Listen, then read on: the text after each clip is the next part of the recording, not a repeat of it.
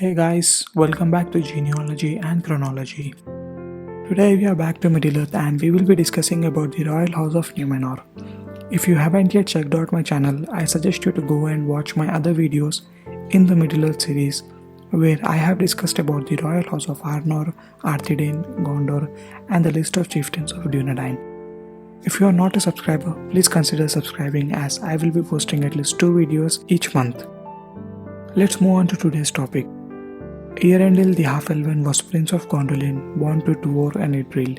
His wife was Elwing, Half-Elven, daughter of Dior and granddaughter of Beren and Luthien. This marriage would be the only union of two half-elves ever in the history of Middle-earth, and with the birth of twins Elros and Elrond, this marriage also united the blood of all three houses of men and also the blood of elves and of Maya. After the sack of Gondolin by the forces of Morgoth, Eärendil moved to live in Arvanion, where he married Elwing, and 2 years after their marriage, twins Elros and Elrond were born. Elwing would sacrifice herself in the third kinslaying, and Eärendil departed to Valinor to seek for the aid of Valar to defeat Morgoth. After the fall of Morgoth, Eärendil would depart from Middle-earth to protect the sun and the moon. The twin brothers would be raised by the very Noldor who killed their kin. Both Elrond and Elros were given the choice to choose either mortality or an immortal life. Elrond chose to remain as an half-elven, but Elros chose mortality. Thus, the island realm of Numenor was raised for Elros and his descendants to rule, and he and his descendants were blessed with long lives compared to that of a normal Middle-earth human. Elros ruled over as the first king of Numenor for over 400 years.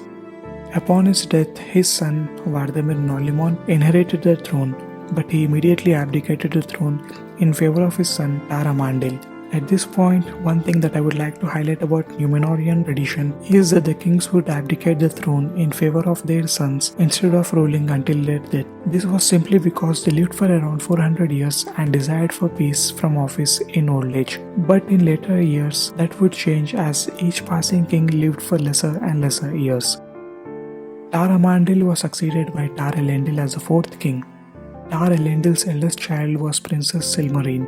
Because Numenor followed the principle of agnatic primogeniture, the throne was passed to Tar Meneldur, brother of Princess Silmarine.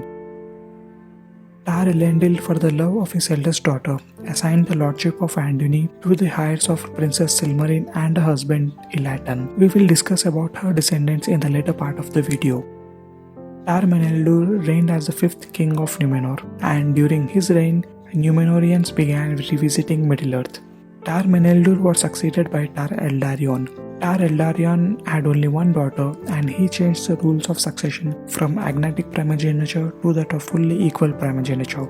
Thus, his daughter Tar Ankhalime became the first queen of Numenor. She eventually married into a junior branch of the same royal house, marrying her fourth cousin Halakar, who was lord of Hjarastorni. She married only to produce an heir and also to avoid her first cousin from taking over the kingship from her. After the birth of Tar Anarion, the queen would live away from her husband. Tar Anarion succeeded his mother. He too was blessed with 2 daughters and 1 son, just like Tar Elendil. The eldest daughter should have received the scepter, but Tar Ankhalime opposed this and even went on to prevent her own granddaughter from marrying anyone. Thus, Tar Anarion was succeeded by Tar Surion, his youngest child. He was succeeded by Tar Telparine. The rings of power were forged when Tar Telparine was ruling Numenor, and Eriador was overtaken by Sauron. The Queen of Numenor did nothing to aid High King Gil-galad. She never married and hence was succeeded by her nephew Tar Minastir. Immediately after assuming the throne, Tar Minastir sent a great relief force to aid High King Gil-galad against the war with Sauron. During his reign, Numenorians started building outposts in Middle-earth. He was succeeded by Tar Kariatan, who in turn was succeeded by Tar Athanamir. Tar Athanamir openly questioned the ban of Valar. By this time, the Numenorian kingdom was in its golden age. Great wealth and valor was at its feet. The kings envied the elves for their immortality. Thus, the hearts of kings would be darkened, and Numenor would see a split between people who supported the friendship with elves, known as the Faithful, and of the kingsmen who opposed the elven ways and relations. Tar Ankalimon was succeeded by Tar Telimete. Tar Telimete's daughter was Tar Venimelde, and she became the third queen of Numenor. She married her second cousin, Herukalmo, and was little interested in the affairs of state. Thus, Herukalmo more or less served as a regent, and since she was elder to him in age, she passed away before Herukalmo. Herukalmo usurped the throne for 20 years from his own son. His name would be later removed from the list of kings. Tar Alkarin succeeded his parents as the 17th king, and his reign saw the rise of Sauron's power once again in Middle-earth. His descendants continued to move away from the elven ways and envied the immortality of elves more and more. The kings no longer abdicated the throne in favor of their sons. Instead, they would hold the scepter until death took it from them. Tar Ardamir, 19th king of Numenor, was the last but one king to take his official name in the elven language of Quenya. His son assumed the throne with the title Ar-Adunachor, becoming the first king to take his name in Adunaic. The kings after him envied the Eldar and Valar evermore. This would continue until Ar-Gimilzor, 23rd king of Numenor. The White Tree would no longer be tended as it was used to be during the reign of Ar-Gimilzor. Gimilzor married Inzilbeth, who was a descendant of Tar Kalmakil, 18th king of Numenor. She was also a descendant from the house of Lords of Anduin by her mother's side. Her mother was Lindori, sister of Eärendil, 15th Lord of Anduin. Inzilbeth was an elf friend in secret. She taught her son the ways of faithful, and thus Tar Palantir took his royal name in Quenya after succeeding his father as the 24th king. Tar Palantir was very close with Numendil, his second cousin, and also the 17th Lord of Anduin. Numendil also served as the king's advisor. Tar Palantir was considered as a very far-sighted man. He repented for the doings of his forefathers and started to tend the White Tree once again. He was respected even by his enemies. He prophesied that if the White Tree was to die, the line of kings would end. He was the last faithful ruler of Numenor and would die in 30 to 55 of second age. He was succeeded by his only daughter Tar-Miriel as the fourth queen of Numenor, but his nephew Ar-Pharazôn would seize the scepter from her. To solidify his rule, he married Tar-Miriel, who was his first cousin. This was considered an evil act, as even in the royal house, marriages less than that of second degree were not permitted. Ar-Pharazôn returned to the ways of his grandfathers. He too envied the immortality of elves and desired to rule over larger spans of land and to live an immortal life. During his reign, Sauron declared himself as the ruler of Middle-earth and the king of all men. Unable to bear this insult, Ar-Pharazôn prepared a great fleet and landed on the shores of Middle-earth. So great was his army that the servants of Sauron deserted him without even a fight. Ar-Pharazôn marched with his army to Barad-dûr and demanded Sauron to surrender. Sauron surrendered, showing himself in agony, but inside his heart, this is what he wanted.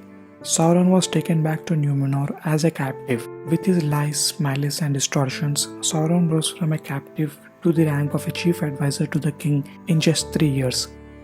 He poisoned Mor, the already evil-turned mind of king, saying that the Valar had reserved the lands of immortality only to the elves. He convinced Ar-Pharazôn to cut down the White Tree, and with the very wood of the White Tree, human sacrifice would be made inside the Temple of Morgoth, which too was constructed by Ar-Pharazôn on the advice of Sauron to gain immortality. Most men to be sacrificed were faithful. All this did not yield anything. The pain of old age started to bite Ar-Pharazôn. Sauron now advised the king to prepare a great fleet and take the lands of Valinor for himself. Ar-Pharazôn did everything which Sauron advised him to do. A great fleet to attack Valinor was commissioned by Ar-Pharazôn, which took 9 years to complete. With his army, Ar-Pharazôn landed on the shores of Undying Lands in 3319 of Second Age.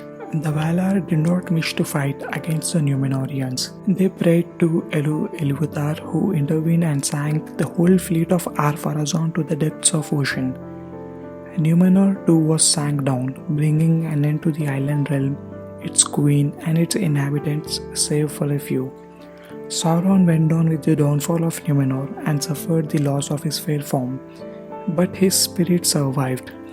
His spirit went back to Mordor, where it endured for many years before it once again was able to attain a physical form. This concludes the royal house of Númenor. Now let's discuss about the Lords of Anduin. Not much is known about the early Lords of Anduin except that they descended from Valandil, who was son of Princess Silmarine, daughter of 4th King of Númenor, Tar Elendil. This makes Valandil's line the most senior line of Elros by the rule of fully equal primogeniture. There would be a total of 18 Lords of Anduin, most of them serving in the King's Council as advisors. The Lords of Anduin maintained friendship with elves even as the king started to turn away from the ways of old. We do not know the names of Lords of Anduin after Valandil until 15th Lord of Anduin, who was Eärendil. He had a sister named Lindori, and her daughter Inzilbeth, little to her liking, was married to Ar-Grimilzor, 23rd king of Numenor. This was the reason why Tar Palantir and Tar Miriel were raised as faithfuls. Eärendil was succeeded by his son, who was again succeeded by Numendil as the 17th Lord of Anduin. Numendil was very close friend with Tar Palantir, 24th king of Numenor, who was also his second cousin. He even served as an advisor to the king. Numendil was succeeded by Amandil as the 18th and last Lord of Anduin. Ar-Pharazôn was a very good friend of Amandil in his youth, but after he usurped the throne from his wife and cousin, his arrogance took over his friendship. He deprived Amandil of his lordship of Anduin, and thus Amandil withdrew to Romena on the east coast of Numenor. Amandil saw the growing control of Sauron over Ar-Pharazôn and knew that the White Tree would soon be brought down. Thus, he recalled the tale of the trees of Valinor to his son Elendil and his grandson Isildur. Isildur listened carefully but said nothing, and when night came, he went in secret to the White Tree and took one fruit which hung upon it. But he received many wounds from the guard as the tree was being guarded by the orders of Sauron. Isildur escaped but with great wounds and delivered the fruit to his grandfather in Romena. Thus Amandil planted the fruit, and a shoot arose from it. Only when its first leaf opened, then Isildur, who had laid long and come close to death, arose and was troubled no more by his wounds. Amandil would assign his son as the leader of his people and ask him to prepare to leave Numenor and not take part in the battle against Valar. Thus, in the early years of 34th century of Second Age, Amandil, like his ancestor Eärendil, with whom this tale began, along with 3 companions, would sail to Valinor to plead for mercy and forgiveness. His fate is unknown, and we don't know if he ever reached Valinor. As Ar-Pharazôn sailed to Valinor, Elendil and his sons would withdraw to their ships, and as soon as Ar-Pharazôn set foot on Valinor, Numenor was signed to the depths of ocean. Elendil and his sons were aboard 9 ships which carried their wives and children, and also the heirlooms of Elros, including the Narsil, the Ring of Barahir, the Palantiri, and the seedling of Nimloth, the White Tree. The ships of Elendil and his sons were washed upon to the shores of Middle-earth. Elendil was welcomed to Eriador by High King Gil-galad. Elendil, being the eldest as well as the only surviving heir to Elros, was accepted by the people of Middle-earth as the High King of Arnor and also of Gondor, the southern kingdom which was founded by his sons Isildur and Anarion. I have already discussed about the royal house of Arnor and Gondor in my other videos, which you can find on my channel. And thus, my friends, the tale of Numenor comes to an end. I hope you all like this somewhat detailed overview of the royal house of Numenor as well as of the Lords of Anduin. Consider subscribing, as I will be doing more Middle-earth videos in coming weeks. Thank you.